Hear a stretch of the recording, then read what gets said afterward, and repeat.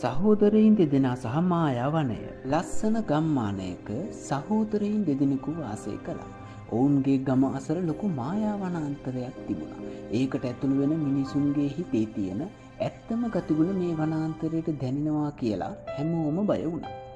හැබැයි මේ දෙදෙනා නම් පොඩ්ඩක්වත් බය වුණේ නැහැ. ඉතින් මේ සහෝදරයින් දෙදෙනා හරිම ධෛර්යයෙන් මේ වනාන්තරය තුලට ගියා. තමන්ට මොන වගේ පරීක්ෂණයකට මුහුණ දෙන්න වේද කියලාවත් ඔවුන් දැනගෙන සිටියේ නැහැ. වනාන්තරය ඇතුලේදී සහෝදරයින් දෙන්නා පාරවල් දෙකකට වෙන්න උනා. දැන් දෙන්නටම තනි තමයි ඉදිරියට යන්න උනේ. මේ දෙන්නගෙන් බාල සහෝදරයාට රත්රන් සහ සල්ලි ගැන ලොකු ආසාවක් ඇති වුණා. ඔහුට ඇසුණු මායාකාරී හඬවල් පස්සේ ඔහු වනාන්තරය ඇතුළටම ගියා. වැඩිමල් සහෝදරයා පාරේ යනකොට තුවාල වෙලා හිටපු ලස්සන මුවෙක් දැක්කා. ඔහු බය වෙන්නේ නැතුව ඒ සතාට උදව් කළා.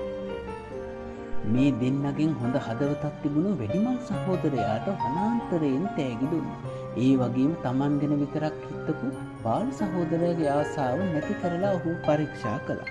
අවසානයේ මේ සහෝදරයින් දෙන්න ආයෙත් වනාන්තරයේ කෙළවරදී මුණ ගැසුණා.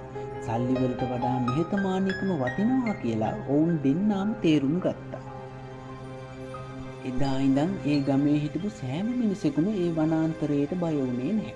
ඒක Tamanගේ හිතේ තියෙන දේ පෙන්වන කණ්ණාඩියක් වගේ කියලා හැමෝම දැනගත්තා.